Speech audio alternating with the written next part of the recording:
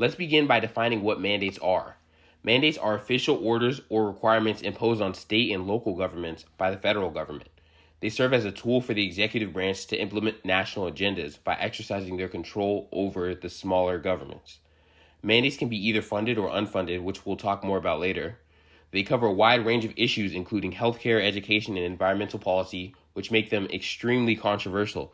Mandates often force several smaller governments with diverse and different populations to all comply under a certain set of strict standards. Since mandates frequently require significant resources, they can be more expensive to implement than other types of legislation. They may be embedded in federal laws passed by Congress or arise from regulations issued by federal agencies. Understanding mandates is key to grasping the balance of power in our federal system.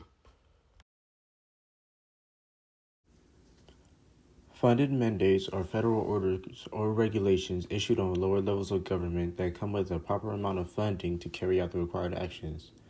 These mandates are typically tied to specific programs, regulations, or services. Some examples of this are the No Child Left Behind Act and the Individuals with Disabilities Education Act. Under the Individuals with Disabilities Education Act, the federal government mandates that schools provide special education services and offers funding to assist with associated costs. These mandates are federally funded because their services at the higher level of government wants to enforce or expand, like making education better for those with disabilities or creating harsher manufacturing restrictions so that our environment isn't damaged. Funded mandates are extremely rare to find in our current form of government. In regards to just school district mandates, there are only 4 fully funded mandates in comparison to the 297 unfunded mandates. This is because of the process that the Congressional Budget Office uses to create mandates. The office goes through 3 main processes when creating a mandate. Firstly, they identify what field they want the mandate to cover and who it will affect. In the case of the Individuals with Disabilities Education Act, it's covering the young children who are disabled and their families since they're the ones benefiting from the act. And it's affecting the local school districts since the school districts have to hire specialized teachers. The Congressional Budget Office then estimates the cost of enacting the mandate for the area that is being targeted to determine whether or not the entity can handle the costs. If they can't handle the costs, the government will provide financial assistance so that the mandate can be approved and that the entity can uphold the mandate. Unfunded mandates are statutes or regulations imposed by a higher governing body requiring a lower level of government to perform a project, but without providing funding for said project. As mentioned in the previous slide, much more unfunded mandates are created than funded mandates.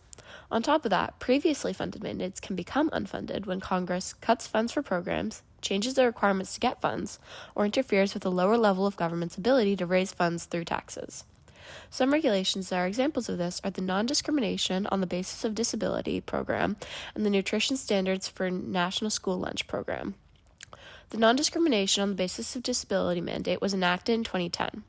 This mandate by the federal government prohibits discrimination on the basis of disability in programs and activities that require federal financial assistance. The total cost of this mandate for state and local governments is $12.9 billion. The Nutrition Standards for National School Lunch program was enacted in 2013. This mandate requires certain standards of nutrition to be met in lunches provided at public schools.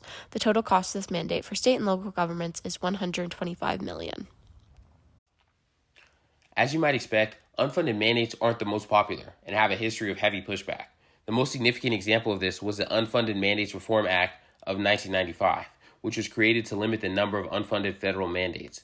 The act made passing any proposed mandate that would cost state, local, or tribal governments more than $100 million in 1 year need to go through a more rigorous process, which included cost-benefit assessments, a description of macroeconomic effects, and considering regulatory alternatives, which just basically means they had to draft other cheaper alternatives until they come to the cheapest option, and that's the one that they have to enact.